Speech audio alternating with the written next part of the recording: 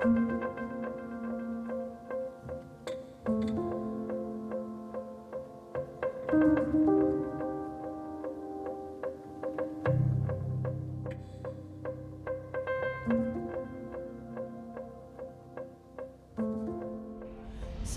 welcome one and all to Stockholm and to the Exponential Solution stage taking place at TechArena ZERO. This high-level conference where we are is bringing together something like 700 leaders from the areas of climate technologies, policy making, and other walks of life, all people with a passion to do something about climate change and deliver a sustainable transformation for our world. It's our view that we have all the solutions we need to solve the climate crisis, but what is often missing is the scale of these solutions. So how can we change this? How can we make impactful climate solutions scale rapidly and exponentially as well, so that they can have a real impact on this climate crisis that the world is facing right here, right now? The Exponential Solution stage is a collaboration between We Don't Have Time and the Exponential Roadmap Initiative and the TechArena ZERO. And there's a lot of things going on here on several stages, but this is the only live broadcast coming from Stockholm today. We've got a great and cool audience here at TechArena ZERO, but we also expect millions of people from around the world to be watching this broadcast, so I hope you enjoy it. All sessions will also be available to our audiences to rewatch for free and on demand at wedon'thavetime.org. And thanks to artificial intelligence, we have a powered search engine where you can search for your favorite sessions, speakers, and even keywords. So that's an improvement to our service. Time now to introduce two people who are responsible for us being here today. And I'd like to welcome to the stage Johan Falk, who is the CEO and co-founder of the Exponential Roadmap Initiative. Come on down, Johan. Thank you. Thanks. And Ingmar Rentzhog, the CEO and founder of We Don't Have Time. Welcome, gentlemen. Thank you. Yeah. Great to be here. Johan, let's start with you. What is the Exponential Roadmap Initiative, and what are you trying to achieve? Thank you, Nick. It's great to be here. So the Exponential Roadmap Initiative, what is that? Well, we bring together the leading transformers and disruptors, the leading companies in the world, with this common mission to halve emissions by 2030 through exponential climate action and solutions. We also co-founded something called the SME Climate Hub, which is the largest initiative for small companies to take climate action, which is an open resource. So these are two examples. Thank you very much. Exciting. Ingmar, We Don't Have Time.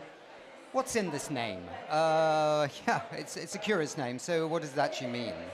So we don't have time means that we don't have time to wait. We need to act now. So we have time, but we don't have time to not do the action. And what We Don't Have Time, you're actually watching right now, we are the largest media platform for climate action, and our mission is to amplify everyone that are acting for change and get the solution out to everyone so that we can scale them. It's a very interesting time that we're living through right now, is it not? I mean, we have the climate crisis. We know we have to halve emissions by 2030, and that's pretty much around the corner. Some people think we're about a third of the way there. You know, it's a really tricky moment for climate, but it's also a difficult moment for the world, I think, because I was listening to the BBC on Sunday. Fiona Hill, she's an international affairs specialist, worked at the UK government, worked at the USA government, head of the Brookings Institute. And she was hypothesizing that 2024 could go down in the history books as the time at which the kind of post-Second World War consensus of checks and balances between nations, consensus building, this sort of thing, was actually, in a sense, perhaps falling apart or seriously in disorder this year. And she pointed to, you know, the war in the Middle East, which seems to have no end. And diplomacy has not been achieving much.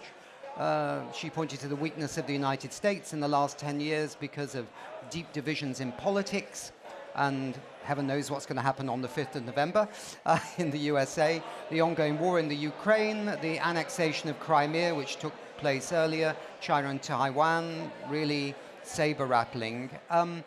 When you think about the context of all this, right here, right now, what does it mean for, in a sense, our agenda and the agenda of many, which is to deal with climate change? Any reflections on that? Thoughts? Yeah, we are in an extremely critical moment in time, as you said. And, okay, if we start to look at the positive side, what's on the positive side? Well, actually, about 90% of the global economy has a net zero target, basically. It's both the companies as well as countries and Europe and so on. So the compass direction is absolutely clear as far as I see it.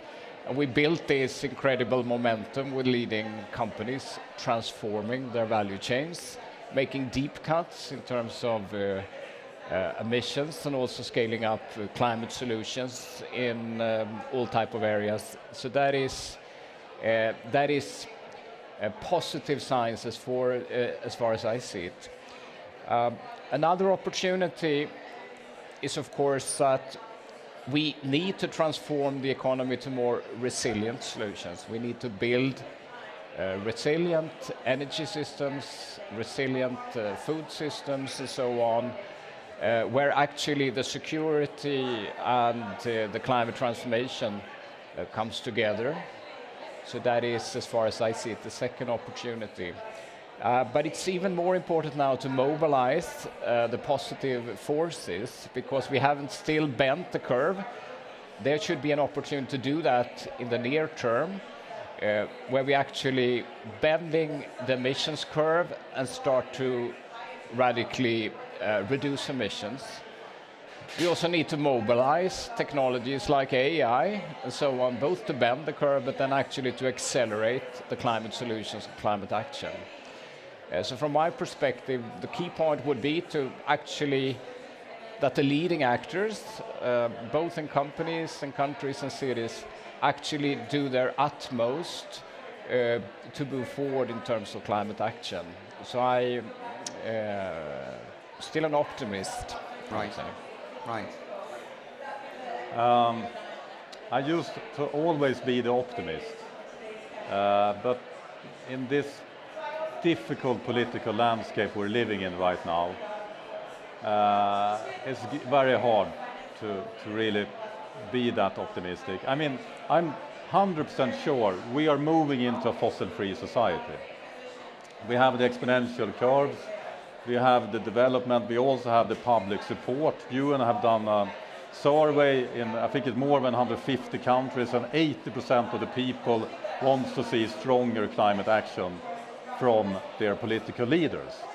But in the political leadership we have today, it's very hard to accelerate. I mean, the good news is that although we have all those conflicts you mentioned, the cooperation on a global level between countries are actually as open as it were before. There's a lot of tension, for example, between China and USA, but they are working closely together for emission reduction and a lot of other climate action. We also have the Biodiversity Summit, COP16 in Colombia, where you have seen actually a lot of cooperation happening. The problem is, it's not enough to just do what we did when the world was a better place. We need to speed up climate change. It's not enough to just scale the solutions. If we are consuming all that energy with AI and everything new and exciting, we also need to scale down the emissions. And we don't have that political leadership, because that will not be easy to sell to everyone. So that's why I'm very worried, and I'm not alone. The Guardian did actually a survey among those that are working in the climate space for solution, and only 6% believes that we can make the 2040 target. And okay, is it a big deal if we fail on a year? Actually, if you listen to the scientists, it is a big deal because it's very, very dangerous to fail on the time frame. That's why we at We Don't Have Time, we are doing two things here at TechArena. We're focusing on the solution, we need to scale them, but we also need to buy more time to be able to scale them fast enough. And that's what we need to do. And of course there are some countries that look like they're certainly scaling when you look at China with the amount of renewable energy that it's put in the last few years, which has been nothing short of extraordinary. And maybe there's a race to the top going on with climate change. In other parts of the world, it seems like a race to the bottom in terms of human rights and lots of other things going on. But the race to the top with the Chinese, with their electric vehicles, I mean, America with the international, the Inflation Reduction Act, the trillions of dollars that have been pouring into green energy and green economy. Do we worry about Europe at all? You know, is Europe really scaling exponentially? Is there a risk that in the race to the top, China and America are actually race to the top and the EU sits there in the middle just wondering what it missed out on? Yeah, there is a big risk, and we saw that in the recent Draghi report, which has, you know, created this sort of crisis among all the politicians in Europe, where he basically stating that Europe is losing out and the industry in Europe is losing out. So Europe has been good in creating a strong vision around the Green Deal, the green economy, and the strong targets, phasing out fossil cars, 35 and so on. So all that's very good. We also implemented a lot in terms of transparency and reporting, which is slightly over-engineered in my view, because there is a risk now that companies have to spend, 50, 60, 70% of their work now primarily on getting reporting in place. So it takes a lot of energy from the implementation and actions. Still, it is very good that we get a level playing field. So I would say still a good action, could have been done better. But what Europe needs to do now, as far as I see it, Europe needs to have a roadmap, like an exponential roadmap, and really decide which areas do we take a leading position in. Is it in the next generation mobility? Is it in the next generation battery technology, the next generation renewable energy, distributed energy system? Is it in the next generation food and agriculture, regenerative agriculture? So all these areas, since we know we will shift out the complete economy, so either you come out as a winner or a loser. So it's incredibly important now for Europe to come up with that roadmap, but also for the individual countries to set up not only targets, but primarily real plans, transition plans, and win plans, where they implement simple, sharp policies to accelerate demand and supply, actually to build up the new industries, because that is what it's about. So I think it's really good with the discussion we have now. We have some kind of race between China, Europe, and US. So that is actually positive, as far as I see it. I agree on that, and I would say like this, I think China, US and Europe are good at different things. China, they use the governmental money and just spraying it all over the place. It works, because China now have, I think they are in the lead of 7 out of 8 green tech. So we need to spend governmental money, for sure. US, on the other hand, they are good at businesses and growing the business community, and with the Inflation Reduction Act, we see now a boom of businesses, new jobs, etc. And that also works. We need that too. Europe, we have not that much governmental spending or private capital. We're lagging behind on both. We're still high on fossil fuel subsidies, but we are the only one that are actually trying to limit emission and reduce things. We're not doing it perfectly, but we are actually making sure for climate emission reporting that it's not now only Europe that have it, China also have it, and the US as well. And they wouldn't have emission reporting standards if Europe were not taking the lead. It's not perfect, but it's better than nothing, and we need it. So all those three superpowers needs to compete and needs to learn from each other, because we need all three. We also have jokers here, and that is Africa and South America. And I will say Africa is a continent that they don't need to do what we did. They can leap jump. They don't need to build an electric grid network. They can build a, community-based, solar-powered, and same with South America. So those are jokers, and they will also join the party, and India, of course, that is happening a lot. So the positive aspect here, we need peace. We need peace to solve the climate. It's very difficult to do things on a global level if we are making war. But we also need a joint project in order to get peace. And it used to be free trade. Everyone were high on free trade. Mm-hmm. Now free trade is not the trick anymore. But countries are now cooperating more than ever on the climate. Mm-hmm. So we need climate for peace, and we need peace for climate. And here we need to focus. Well, I think it's worth remembering that when this conference was here in 1972, when Olof Palme was the Prime Minister, I mean, he actually organized this conference, the first conference on the human environment, because he was worried about three things, right? He was worried about the international order falling apart, namely the United Nations, governments, in a sense, turning their back on the UN as the way of nations coming together. He was worried about war, of course, nuclear war. And he was worried about the environment now coming to be seen as a global issue. And I think he felt, and from what I've read, that he thought that the environment could be the lever to bring nations back together on cooperation, on war, and to resuscitate the international kind of consensus on how we should behave in this world as sovereign nations together. So I think that is a good platform, in a sense, to think about where we are now. And then what you've just said, and both said in a sense, that we need environmental cooperation because it could be a way towards bringing back a more harmonious world. And also, of course, we want to deal with climate change. So,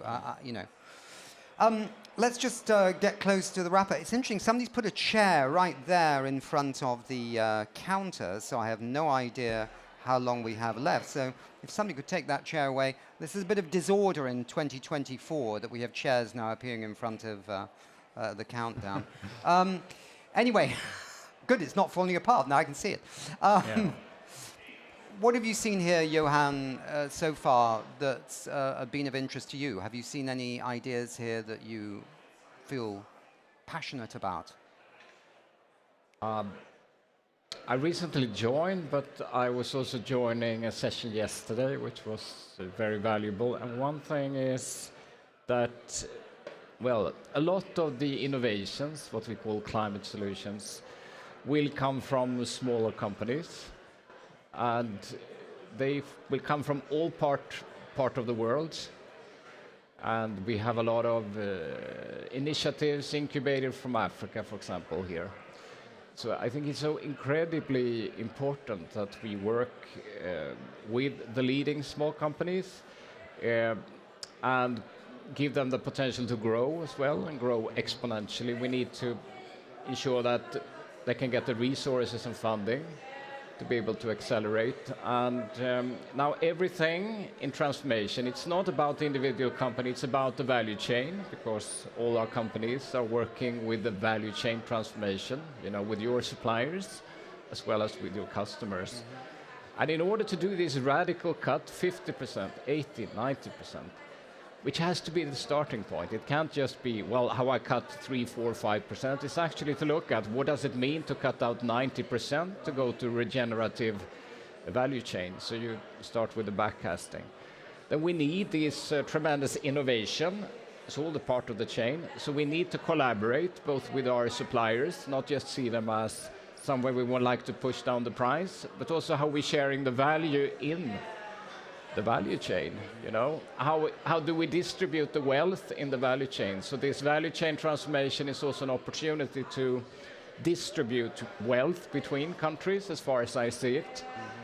And there is, as we said, a tremendous opportunity for countries who doesn't have the legacy in terms of the fossil economy, development countries, to actually leapfrog and to provide some of these new building blocks and solutions, but also building up more value add, not just shipping the raw material.